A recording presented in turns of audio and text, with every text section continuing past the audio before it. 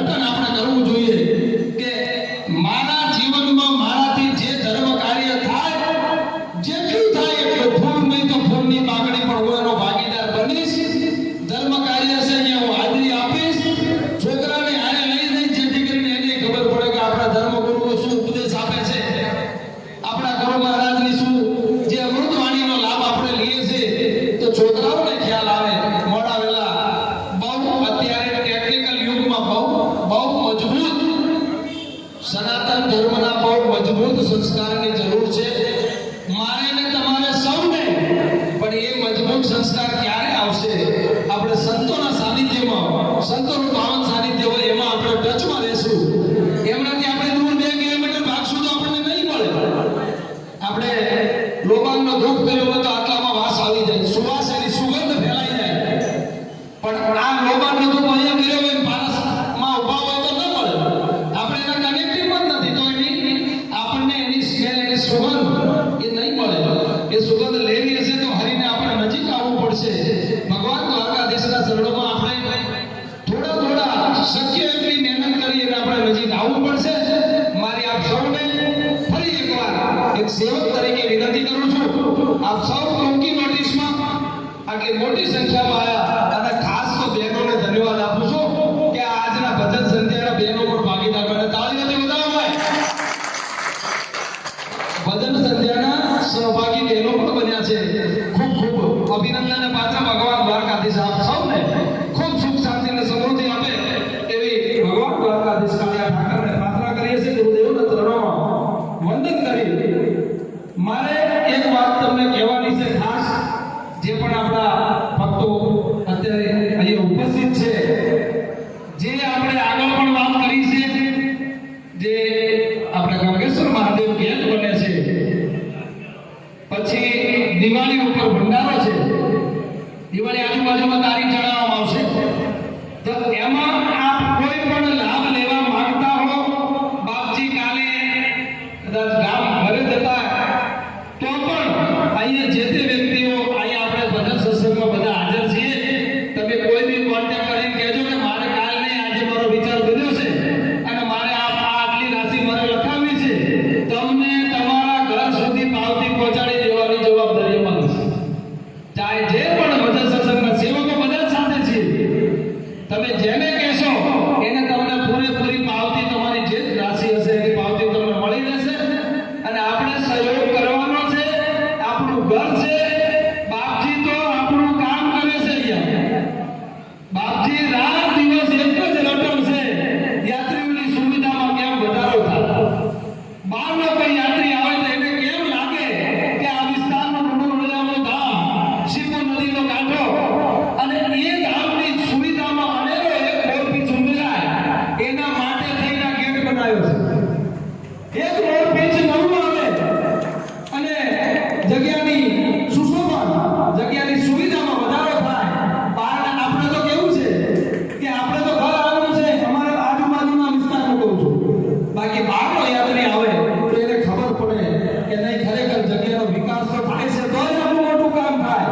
જગ્યાનો તમામ વહીવટ ક્લિયર છે તો આ કામ થઈ શકે બાકી કામ ન થાય તો બહારના યાત્રિકોની સુવિધામાં દિન પ્રતિદિન અદ્યતન સુવિધા મળી રહે જે મોટા શહેરમાં ન મળે અહીંયા સુવિધા મળશે અને મળે છે અત્યારે પણ મળે છે તો એના ભાગરૂપે આપ સૌ સેવકો એમાં હું પણ તમારી સાથે છું જેની જેવી શક્તિ એ પ્રમાણે આ ફાળો નહીં દાન નહીં આના લાભાર્થી આપણે બનવાનું છે દાન ફાળાની કોઈ વાત જ નથી પણ જે કામ કાર્ય થઈ રહ્યું છે જગ્યામાં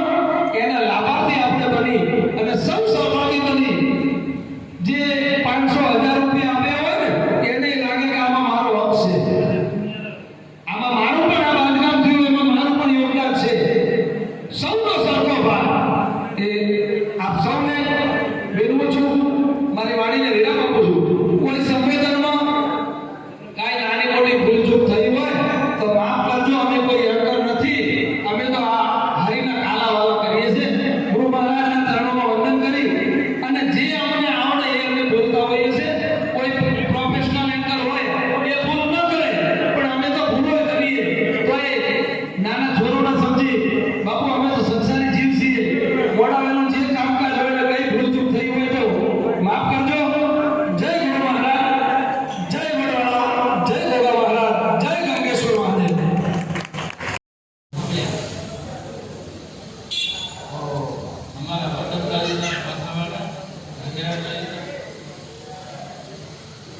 તાલુકા,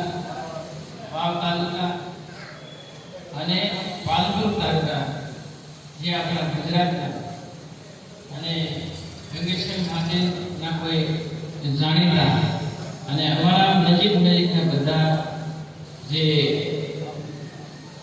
સેવકો અને અમારા વતનના બધા એ બધાએ અમને સાંભળીને આવ્યા એ બદલ ખૂબ ધન્યવાદ. કેમ કે મને એવો વિચાર થાય કે તમારો ભાવ તમારે આજે નીકળવાનો પણ તમારા બધાનો ભાવ ભાઈ વાળાવાળાને તો એક દિવસે ગીત ગાવાનું હતું બધા આપણે તો ભજન રાખેલા તમારા અમારી સમાજ એવું કે બાપજી આવે છે બધા અમારી સમાજ ભેગું થઈ અને આ દેવ શંકરભાઈ ને બીજા બધા ભાઈઓ ભેગા થઈને મોટો સત્સંગ રાખી. એ સત્સંગ ભાવને એટલે મોંથી સુરતથી બધા આવ્યા તો મારો શરીર ખામે એમને તો સત્સંગ આજે હું રોકણો તમારો બધાના ભાવને લીધે અને એકબીજાના સરસ આપણા વતનના હિસાબે બધા ભેગા થયા. બહુ મને ખૂબ ખુશી છે. સાથે સાથે ભજનનો પ્રોગ્રામ રાખવામાં આવ્યો. ભજનનો પ્રોગ્રામનો ભજન સીટ એવી છે ને કે આપણામાં કેટલા કામો હોય છે, રાત દિવસ કામ ચાલતા હોય અને એ તમારો કામ રાત દિવસ તમારો સમય એ બગાડી તમે પણ આયા છે પણ તમે દેવાય છે. કેમ કે મનુષ્ય અવતાર બાર માસેની સત્સંગ વસ્તુ એવી છે કે જેના જેટલા કામ હોય કેટલું ટેન્શન હોય એ ટેન્શન સત્સંગમાં વધુ ઉતરી જાય. કેટલા 12 મહિનાનો થાકમાં પણ ઉતરી જાય કામ કરતા. કેમ કે ખેડૂત કદાચ બાજરી વાળતો હોય કે કોઈ સીઝન ગાડો વાળતા હોય અને બહુ ગરમી લાગતી હોય એક ખેતરમાં ઝાડવું હોય તો વિશ્રામ લેવું હોય ને તો એ ઝાડકાને નીચે જાય. એ ઝાડને નીચે જાય એટલે ઠંડક વાપરે એને પીઓમાં લઈ અને આખો દિવસ કામ કરે. કદાચ સતત કામ કરી આવે હોજ સુધી માણસ બીમાર થઈ જાય. એવી જ રીતે આપણે પર સત્સંગ રૂપી ઝાડ છે એને ઝાડને નીચે બેવાથી આપણને બહુ શાંતિ મળે છે અને એ આજે જ આપણે અનુભવ કરીએ.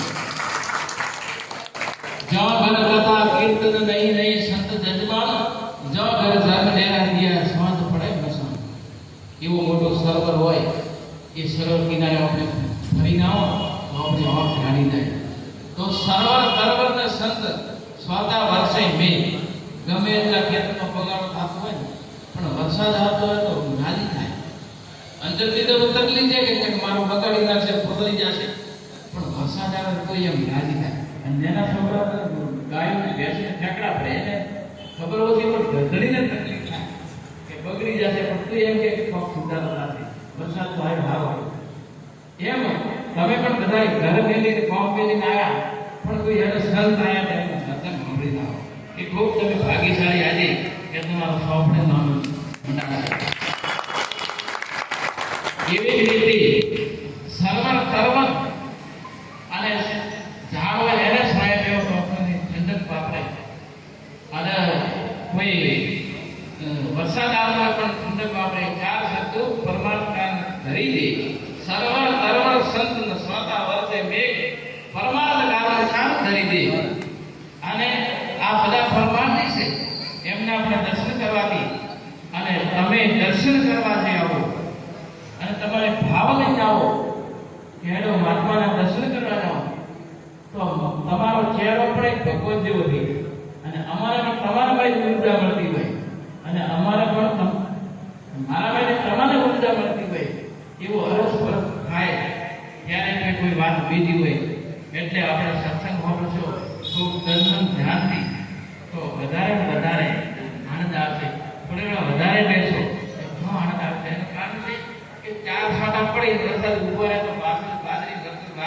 ભવરાય નહીં, કોઈ બી ધન ભાવ ભવરાય નહીં પણ પૂરો 4 થી 8 વાગ્યાનો વરસાદ થાય તો દબાવીને ખેડી પાઈ શકે એમ દબાવીને આનંદ લેજો પાછા ભજન કીર્તન તો ગુજરાતી એક ફાવે તો ગાલું લગા વાંધો નહીં. પણ મેં તમને ભાળેમાં જ પૂછ્યો એવો આનંદ થયો કે પરમાત્માની જરૂર છે. ગીતાની અંદર વિશ્વ સ્વરૂપ બતાવ્યું કે વિશ્વ સ્વરૂપે જે બધું દેખાય છે પરમાત્માનું સ્વરૂપ છે. એક તમારા અંદર આવેલું દેખાય પરમાત્મા. ગીતાને મેં કીધું એવી કે બધાને દેખાય તમારા દર્શન કરવા ભગવાનનું સ્વરૂપ દેખાય એવો વાત છે કે પરમાત્મા સર્વત્ર વ્યાપક છે. પરમાત્મા શબ્દની વ્યાપક છે પણ એને દેખવાની આપણે જરૂર હોય છે. અને જ્યારે પરમાત્માની દેખવાની જો આપણે યુક્તિ હોય તો જ્યાં ત્યાં દેખો તે પરમાત્મા છે. એટલે થોડો શાંતિથી પૂરો ભેદ બેસવા દેજો. અનુમતિ હું ગામમાં બેઠા રહેજો અને ઓમ નીરી આપી હોય તો સ્વામી બીજા લઈને જતા નહીં થોડી વાર એટલે તો થોડી યુદ્ધ